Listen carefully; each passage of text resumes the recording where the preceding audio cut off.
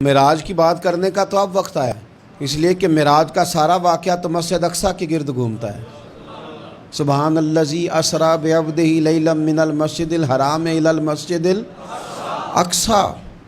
حضور نے معراج کی رات مسجد اقصیٰ میں نماز پڑھائی تھی، اور ایک بار پھر سے طیبہ سے فلسطین میں آ، راستہ دیکھتی ہے پھر مسجد اقصیٰ تیرا۔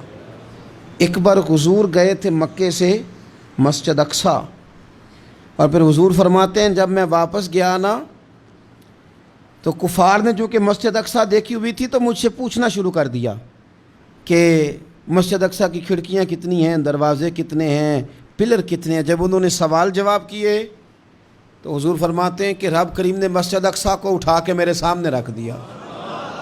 میں دیکھتا جاتا تھا، بتاتا جاتا تھا، کہہ لوں بات کر لوں۔ ایک دفعہ حضور مکے سے مسجد اقصیٰ آئے، اور ایک دفعہ مسجد اقصیٰ میرے نبی کی زیارت کے لیے مکے گئی، حضور کی زیارت کے لیے مکہ شریف گئی۔ اور میرے نبی تو صرف کسی چیز کی طرف ایک دفعہ دیکھ لیں تو وہ رحمت کے پھول کھلتے ہیں۔ مسجد اقصیٰ کی طرف منہ کر کے 17 مہینے میرے نبی نے نماز پڑھی ہے۔ مسلمانوں پتہ ہی کوئی نہیں، ہماری خبریں ہی اور ہیں، ہمارا درد ہی اور ہے، ہمیں پتہ ہی نہیں بم کہاں برس رہے ہیں، ہمیں یہ خبر ہی نہیں۔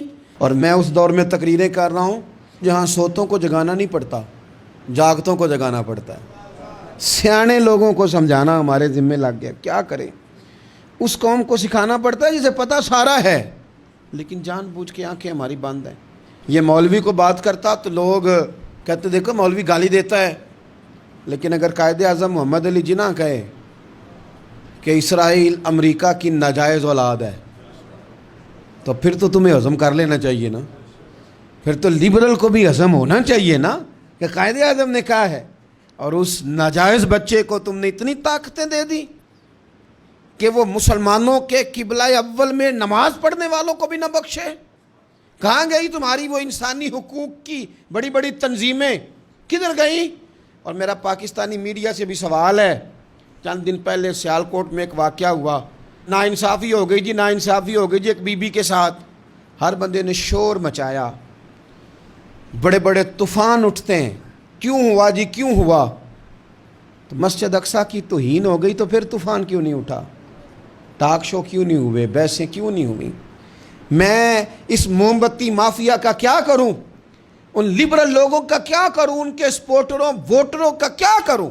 ان سیاسی جماعتوں کے کارکنوں کو کیا نام دوں کہ جو ان فضول بحثوں میں تو وقت ضائع کرتے ہیں، اور وہ مسجد اقصیٰ جس کے بارے میں میرے نبی پاک صلی اللہ علیہ وسلم سے ایک صحابیہ نے پوچھا تھا، یا رسول اللہ مسجد اقصیٰ میں نماز پڑھنا کتنا کو بہتر ہے باقی نمازوں کے مقابلے میں؟ تو حضور نے فرمایا 1000 گنا بہتر ہے۔ بی بی عرض کرنے لگی سونیا میں جا تو نہیں سکتی، دل بڑا کرتا ہے۔ حضور نے فرمایا جا نہیں سکتی تو وہاں تیل ہی بھجوا دے، جس میں حاضری لگوانے کی حضور بات کریں جس مسجد میں۔